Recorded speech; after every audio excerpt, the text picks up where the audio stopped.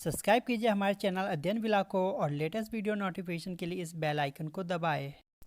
नमस्कार दोस्तों, मैं विशाल कुमार आप सबका स्वागत करता हूँ फिर से आपके अपने चैनल अध्ययन विला में। जैसा कि आज आप देख रहे हैं गांधी जी से रिलेटेड आपकी ये थर्ड पार्ट आ चुके हैं यहाँ पर। जी हाँ, थर्ड पार्ट आ चुका है। पहले पार्ट्स और दूसरे पार्ट्स में मैंने आपको पहले दूसरे पार्ट्स में सारे डेट गांधी जी से रिलेटेड जितने भी इंपॉर्टेंट डेट थे सारे डेट आपको मैंने ट्रिक से याद करवाया था, जो आप कभी लाइफ में भूल नहीं पाएंगे। एक बार आपने पढ़ लिया तो उसे दोबारा कभी नहीं भूल पाएंगे। और ये पार्ट थर्ड कंप्लीट हो जाने के बाद गांधी जी से रिलेटेड जितने भी क्वेश्चन आपके एग्जाम में आते हैं वो सारे यहाँ पे कवर हो जाएंगे। एक भी क्वेश्चन आपके एग्जाम में इससे बाहर नहीं आएगा। ठीक है, तो इस वीडियो को पूरा लास्ट तक देखिएगा और जितने भी लास्ट तक आपको करने के बाद खुद ही एहसास हो जाए कि इससे बाहर एग्जाम में कोई क्वेश्चन नहीं आएगा, क्योंकि लास्ट ईयर के जितने भी एग्जाम थे उन सब को कवर करने के बाद जितने भी इंपॉर्टेंट पॉइंट थे सारे पॉइंट इसमें आपके कवर कर दिया गया।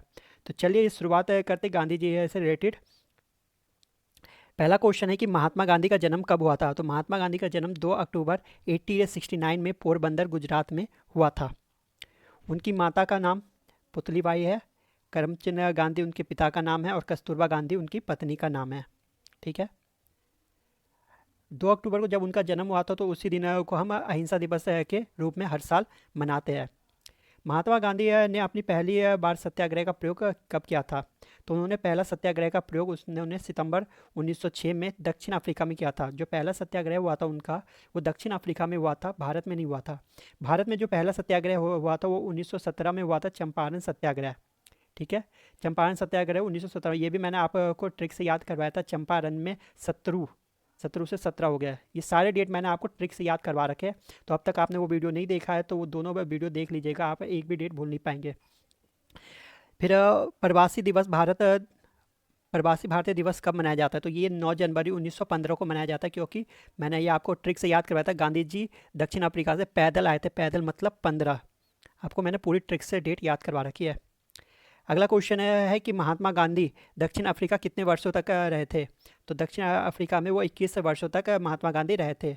जैसा कि मैंने डेट आपको कहा था ट्रिक से याद कर रखा है, 93 तैर कर वो गए थे तो 93 और पैदल आए तो 15। ये 21 वर्ष तक महात्मा गांधी वहाँ पे रहे थे।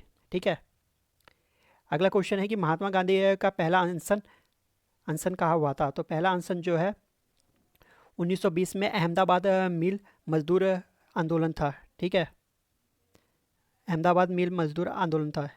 एक सेकंड, यहाँ पे 1920 नहीं 1918 होगा, ये 1918 होगा। सॉरी, यहाँ पे गलत टाइप हो गया, 1918 होगा। जैसा कि मैंने आपको डेट याद करा, मिल में 18 वर्ष से कम लोग काम नहीं करते, तो 18 इनका सही आंसर था। अगला क्वेश्चन है कि महात्मा गांधी ने केसरे हिंद की उपाधि कब लौटा दी। जब जलियांवाला बाग हत्याकांड हुआ था उसके बाद केसरे हिंद की उपाधि महात्मा गांधी ने 1919 में लौटा दी थी, जो कि उनको 1915 में दिया गया था वहाँ से आने के बाद। असहयोग आंदोलन का कारण। तो असहयोग आंदोलन जो किया था 1920 में, उन्होंने खिलाफत, जलियांवाला बाग और रोलर एक्ट के कारण उन्होंने 1920 में असहयोग आंदोलन किया था। फिर असहयोग आंदोलन उनको 1922 में जो है वापस लेना पड़ा, वो भी चोरी चोरा कांड के कारण। ठीक है, फिर महात्मा गांधी ने किस एक्ट को काला कानून बताया। रोलर एक्ट को काला कानून बताया, क्योंकि रोलर एक्ट में जो है कि कोई भी अपने वकील नहीं ला सकते, किसी की सुनवाई नहीं होगी, डायरेक्ट सजा दी जाएगी। वो इस तरह के कानून थे। वो जलियांवाला बाग कांड के बाद रोलर एक्ट लाया गया था कि इसका विरोध हो रहा था, इसके कारण। अगला क्वेश्चन है कि गांधी जी ने कांग्रेस की अध्यक्षता कब की। तो आपको मैंने बताया था कि गांधी जी ने कांग्रेस की अध्यक्षता मतलब कांग्रेस की चाबी मिल गई, चाबी मतलब 24। तो 1924 में बेलगांव अधिवेशन में की थी, जो कि उनका 40वां अधिवेशन था कर्नाटक का। ठीक है, अगला क्वेश्चन है कि महात्मा गांधी ने साबरमती आश्रम से दांडी तक की यात्रा कितने दिनों में किया था। तो महात्मा गांधी ने 24 दिनों में जो साबरमती आश्रम जो अहमदाबाद में स्थित है वहाँ से दांडी तक की यात्रा 24 दिनों में की थी, जो कि 388 किलोमीटर उन्होंने तय किया था। और जो ये स्टार्ट हुआ था दांडी यात्रा, वह अहमदाबाद से साबरमती आश्रम से 22 मार्च को शुरू हुआ था और 5 अप्रैल तक ख़त्म हुआ था। ये पूरे 24 दिन के। अगला क्वेश्चन है कि नमक कानून तोड़ने के लिए गांधी जी ने कौन सा आंदोलन चलाया। तो आपको पता है नमक कानून तोड़ने के लिए गांधी जी ने सविनय अवज्ञा आंदोलन चलाया था। ये भी मैंने आपको ट्रिक से याद करवाया था। सविनय, नमक और दांडी यात्रा जो 1930 में हुआ था। 1930 मतलब 3rd डिग्री, 30 का मतलब 3rd डिग्री और आज्ञा न मानने पे 3rd डिग्री। तो ये सारे मैंने आपको डेट ट्रिक से याद करवा रखा, अब तक नहीं देखा तो आप वो देख सकते हैं। नेक्स्ट क्वेश्चन है कि ये महात्मा गांधी के साथ नमक सत्याग्रह का नेतृत्व किसने किया था। तो सरोजनी नायडू जो थी उन्होंने नेतृत्व किया था नमक सत्याग्रह का। अगला क्वेश्चन है कि सविज्ञा अवज्ञा आंदोलन की समाप्ति कब हुई थी? तो 1930 में शुरुआत हुई थी और 7 अप्रैल 1934 में इसकी समाप्ति हो गई थी। अगला क्वेश्चन है कि दक्षिण अफ्रीका में गांधी जी द्वारा शुरू किए गए साप्ताहिक, तो दक्षिण अफ्रीका में गांधी जी ने साप्ताहिक पत्रिका लॉन्च की थी जिसका नाम था इंडियन ओपिनियन, जो 1904 में उन्होंने लॉन्च किया था। महात्मा गांधी ने अनटू दिस लास्ट को गुजरात में अनुवाद करके गुजराती में अनुवाद करके इसका शीर्षक क्या रखा था? तो उन्होंने जो अनटू दिस लास्ट को गुजराती में अनुवादित किया था, गुजराती में अनुवाद किया था, उसका नाम सर्वोदय रखा था, जो कि उन्होंने 1908 में किया था।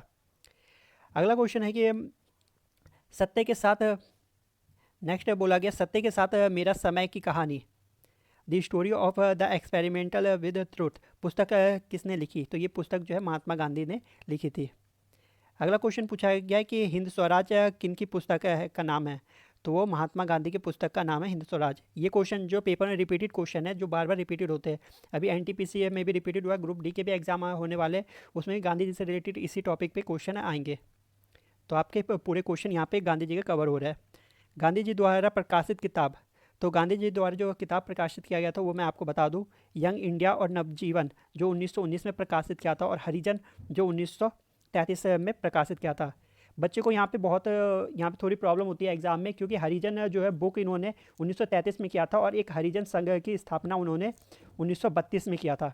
तो वो बच्चे इसमें कंफ्यूज हो जाते हैं कि 1933 में कहीं पे पढ़ रहे हैं, 1932 में पढ़ रहे हैं। तो 1932 में हरिजन संघ की स्थापना हुई थी और 1933 में फिर हरिजन बुक प्रकाशित हुआ था। तो यहाँ पे आप कंफ्यूज मत होइएगा, ठीक है। अगला क्वेश्चन है कि टाइम मैगजीन ने किस वर्ष में महात्मा गांधी को मैन ऑफ द ईयर घोषित किया था? जब 1930 में जब उन्होंने सविज्ञा अवज्ञा आंदोलन किया था, नमक से रिलेटेड सत्याग्रह किया था, दांडी यात्रा, तब उसके बाद उसको 1930 में ये टाइम मैगजीन ने गांधी जी को मैन ऑफ द ईयर घोषित किया था। अगला क्वेश्चन है कि महात्मा गांधी ने कांग्रेस की अध्यक्षता कब छोड़ी थी? तो महात्मा गांधी ने जो है कांग्रेस की अध्यक्षता 1915 में कांग्रेस की अध्यक्षता ग्रहण की थी और 1934 में छोड़ दिया था। लेकिन छोड़ने के 2 साल बाद इन्होंने दोबारा कांग्रेस की अध्यक्षता ज्वाइन कर ली, फिर से सक्रियता राजनीति में लौट आए थे। आगे पूछा गया कि पोस्ट डेटेड चेक क्या है? तो पोस्ट डेटेड चेक जो है क्रिप्स प्रस्ताव था जो 1942 में आया था। अगला क्वेश्चन पूछा गया कि गांधी जी ने 1942 में भारत छोड़ने के समय कौन सा नारा दिया था? तो गांधी जी ने 1942 में भारत छोड़ो के समय करो या मरो का नारा दिया था। ये बहुत क्वेश्चन में रिपीट होते ही है इस नारे से। अगला क्वेश्चन है कि गांधी जी की हत्या किसने की? तो गांधी जी की हत्या से रिलेटेड 3-4 क्वेश्चन पूछे जाते हैं। एक तो कि गांधी जी की हत्या कब हुई थी? तो ये 30 जनवरी 1948 में हुई थी, जिस दिन हम शहीद दिवस भी मनाते हैं, उस दिन 30 जनवरी को।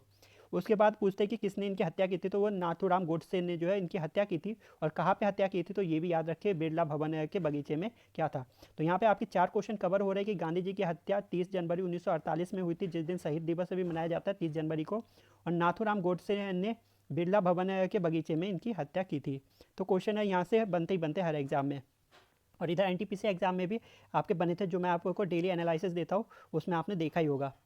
अगला क्वेश्चन है कि गांधी युग किसे कहा गया है? तो गांधी युद्ध जब गांधी जी पैदल दक्षिण यात्रा से, मैंने आपको ट्रिक याद करवाई थी कि गांधी पैदल दक्षिण से आए थे, पैदल मतलब 15, और 1948 में इनकी गोडसे जी ने मृत्यु कर दी। तो ये 1915 से 1948 को ही गांधी जी का युग कहा गया है, ठीक है। अगला जो पूछा गया कि अर्धनग्न फकीर किसे कहा गया है? तो अर्धनग्न फकीर किसने कहा गांधी जी को?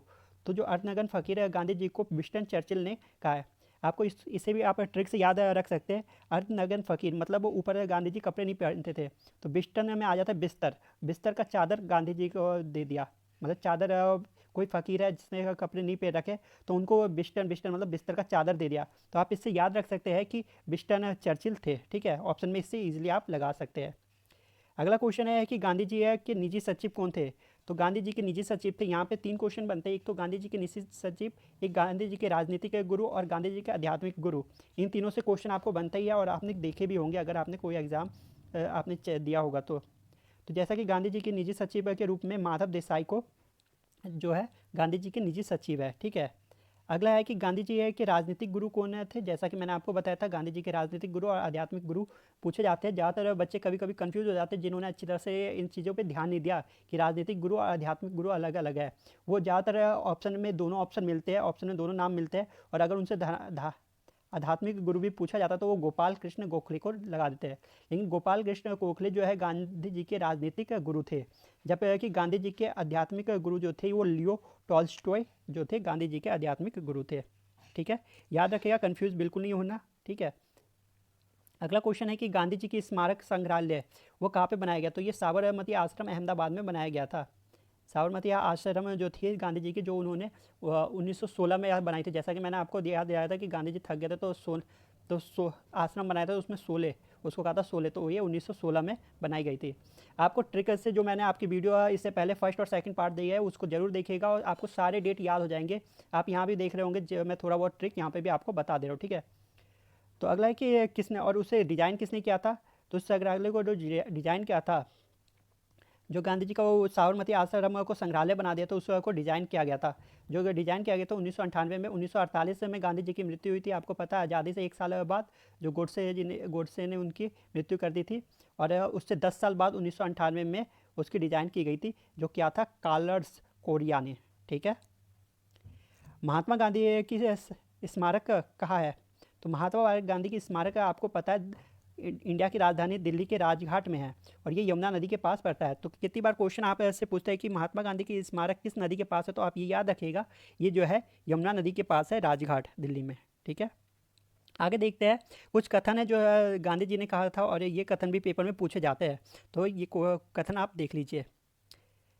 ऐसे जियो जैसे कि तुम कल मरने वाले हो, ऐसे सीखो कि तुम हमेशा के लिए जीने वाले हो। किसने कहा था। तो ये गांधी जी ने कहा था। नेक्स्ट बोला था कि आज़ादी का कोई अर्थ नहीं है यदि इनमें गलती करने की आज़ादी शामिल ना हो। यह किसने कहा था। ये भी हमारे गांधी जी ने कहा था। नेक्स्ट क्वेश्चन बोला गया है, गांधी जी ने यह कथन कहा था कि पहले वह आपको अनदेखा करेंगे, फिर वह आप पर हंसेंगे, फिर वह आप से लड़ेंगे, फिर आप जीत जाएंगे। यह किसने कहा है। यह भी महात्मा गांधी जी ने कहा है। अगला देखेंगे, नेक्स्ट कहा है कि क्रूरता का उत्तर क्रूरता से देने का अर्थ अपने नैतिक व बौद्धिक पतन को स्वीकार करना है।